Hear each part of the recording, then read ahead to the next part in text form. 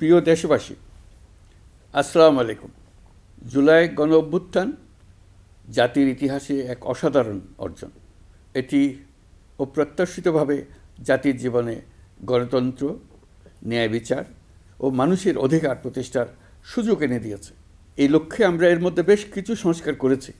আরও গভীর ও সুদূর প্রসারী সংস্কারের জন্য দেশের সকল রাজনৈতিক দলের ঐকমত্যের ভিত্তিতে জুলাই সনদ প্রণয়ন করেছে। এই জুলাই সনদ বাস্তবায়নের জন্য আপনাদের সম্মতি প্রয়োজন। এর জন্য গণভোটের আয়োজন করা হয়েছে।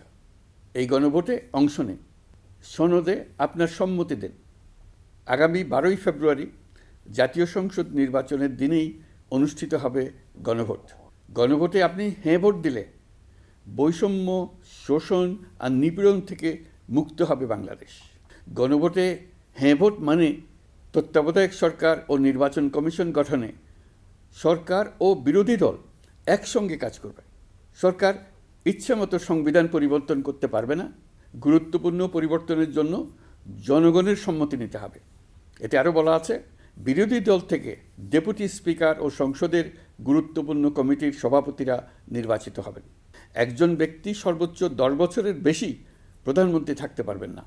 বিচার ব্যবস্থা স্বাধীনভাবে কাজ করবে। সংসদে নারীদের প্রতিনিধিত্ব বাড়বে।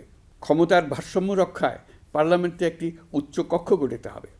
আপনার মৌলিক অধিকার আরও সুরক্ষিত হবে। রাষ্ট্রভাষা বাংলার পাশাপাশি অন্যান্য জাতিগোষ্ঠীর ভাষাও সাংবিধানিকভাবে স্বীকৃতি পাবে। দণ্ডপ্রাপ্ত অপরাধীকে রাষ্ট্রপতি ইচ্ছেমতো ক্ষমা করতে পারবেন না। সব ক্ষমতা একজন প্রধানমন্ত্রীর হাতে থাকবে না। এবং এরকম আরও কিছু গুরুত্বপূর্ণ প্রস্তাব এর মধ্যে রয়েছে। আমি আপনাদের সকলের প্রতি আহ্বান জানাই, আগামী নির্বাচনে গণভোটে অংশ নেন। রাষ্ট্রকে আপনার প্রত্যাশা মতো গড়ে তোলার জন্য হেঁতে সিল দেন।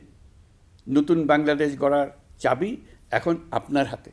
হেঁতে সিল দিলে নতুন বাংলাদেশ গড়ার দরজা খুলে যাবে। হেঁতে আপনি নিজে সিল দেন, আপনার পরিচিত সবাইকে সিল দিতে উদ্বুদ্ধ করুন এবং তাদেরকে ভোট কেন্দ্রে নিয়ে আসুন। দেশ পাল্টে দিন। ইনশাল্লাহ আমরা সবাই মিলে দেশ গড়ার এই সুযোগ নেব। মহান আল্লাহ আমাদের সহায় হন।